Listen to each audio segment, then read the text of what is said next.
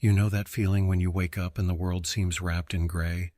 When getting out of bed feels like climbing a mountain and the things that used to bring you joy now feel distant?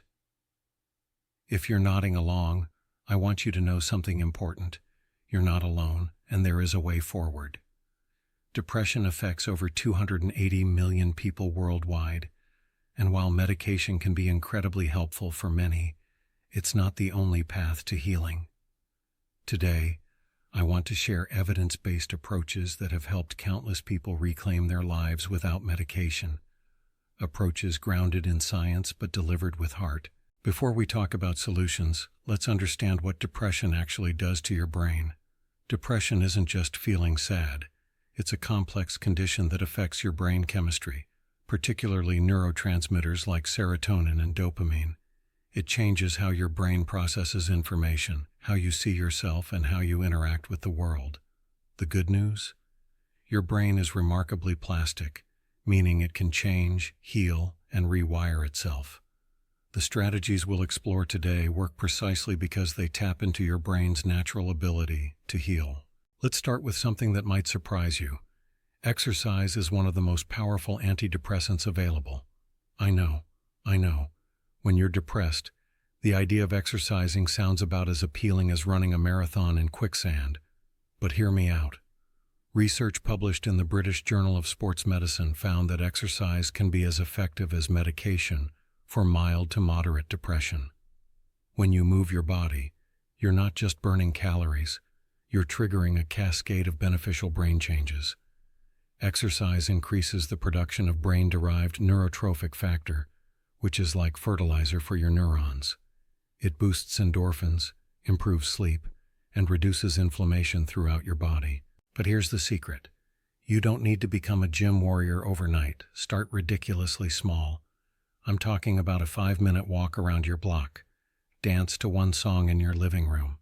Do 10 jumping jacks. The goal isn't to exhaust yourself. It's to create momentum. Each small movement is a vote for the person you're becoming. Depression has a sneaky way of hijacking your thoughts.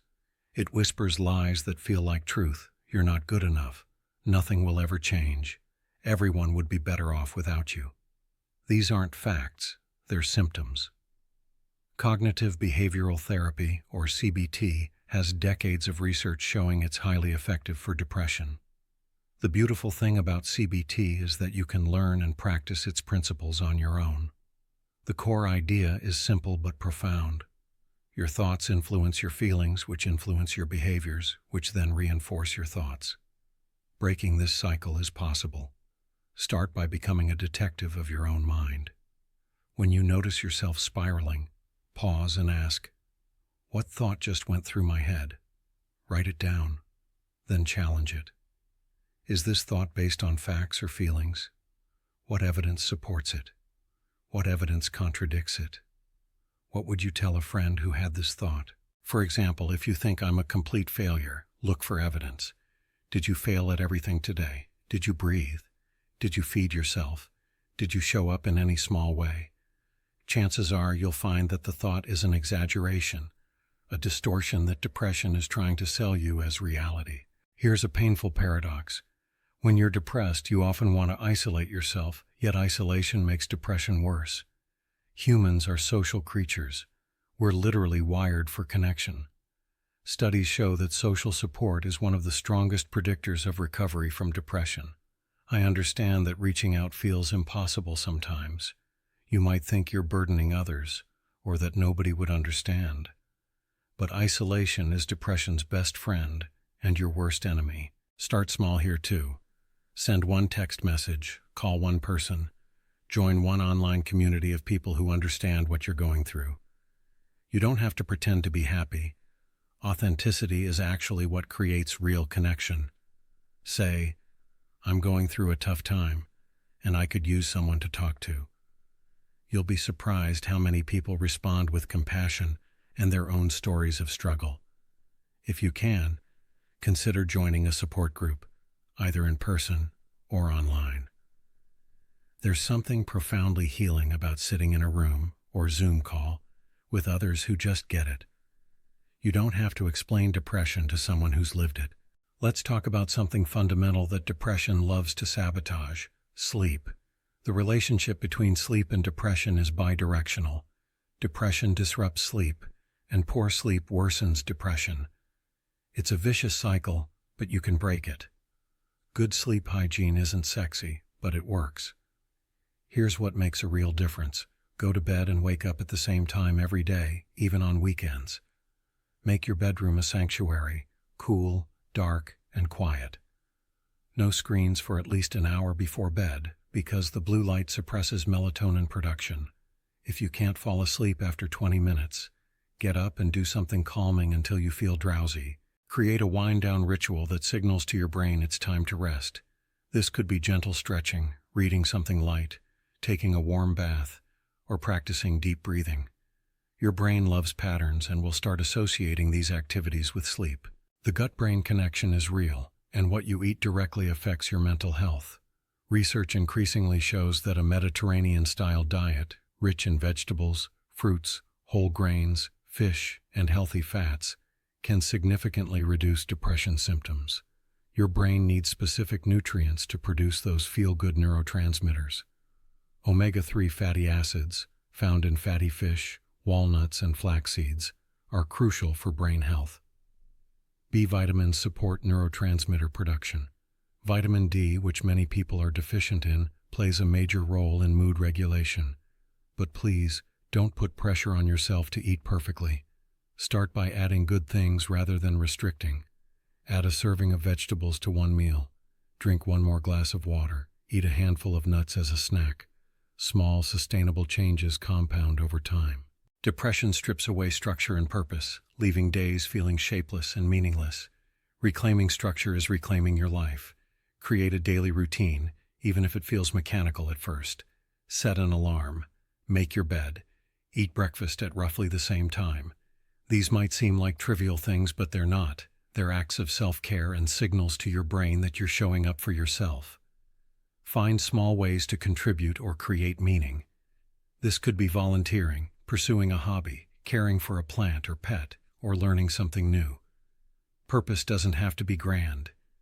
Sometimes it's as simple as, I'm going to make dinner for myself tonight, or I'm going to water my garden. These small acts of engagement with life pull you forward. Mindfulness-based cognitive therapy has strong evidence for preventing depression relapse. The practice isn't about emptying your mind or achieving some blissed-out state. It's about changing your relationship with your thoughts and feelings. When you practice mindfulness, you learn to observe your thoughts without being swept away by them. That critical voice in your head, you can notice it without believing it. That wave of sadness, you can feel it without drowning in it. Start with just 5 minutes a day. Sit comfortably, close your eyes, and focus on your breath. When your mind wanders, and it will, that's not failure. That's just what minds do. Gently guide your attention back to your breath. You're training your brain to be present rather than ruminating on the past or worrying about the future. There are excellent free apps like Insight Timer or guided meditations on YouTube if you want structure and guidance. Here's something wonderfully simple. Spending time in nature significantly reduces depression symptoms. Japanese researchers have extensively studied forest bathing, simply being in nature, and found it lowers cortisol levels, reduces blood pressure, and improves mood. You don't need to hike the Appalachian Trail. Sit under a tree in a park. Watch clouds. Feel grass under your bare feet. Listen to birds. Nature has a way of putting our problems in perspective and reminding us that we're part of something larger. If getting outside feels too overwhelming, start by bringing nature to you. Open your windows. Put plants in your space. Listen to nature sounds. Look at images of natural landscapes. Even these small exposures have documented benefits. Sometimes depression defies words. That's where creative expression comes in, whether it's writing, painting, music, dance, or any other form of art. Creative activities provide an outlet for emotions that feel too big or too complex for language. You don't need to be good at it. This isn't about creating masterpieces, it's about processing and releasing. Journal without censoring yourself. Scribble angry colors on paper. Sing in the shower. Move your body to music. These activities engage different parts of your brain and can provide relief when verbal processing feels impossible. Expressive writing, where you write about your deepest thoughts and feelings for 15 to 20 minutes a day, has been shown in numerous studies to improve both mental and physical health. While this article focuses on self-directed strategies, I want to emphasize, seeking professional help is not a sign of weakness. It's a sign of strength and wisdom. Therapy, particularly CBT, interpersonal therapy, or acceptance and commitment therapy, can provide tools and support that are difficult to develop alone. If you're experiencing severe depression, thoughts of self-harm, or if these strategies aren't providing relief after several weeks of consistent effort, please reach out to a mental health professional. There's no shame in needing help, and you deserve support. Recovery from depression isn't linear. You'll have good days and bad days. Progress often looks like 2 steps forward, 1 step back. That's not failure. That's the normal path of healing. Here's how to start today. Choose 1 or 2 strategies that resonate with you most. Don't try to overhaul your entire life overnight. That's a recipe for overwhelm.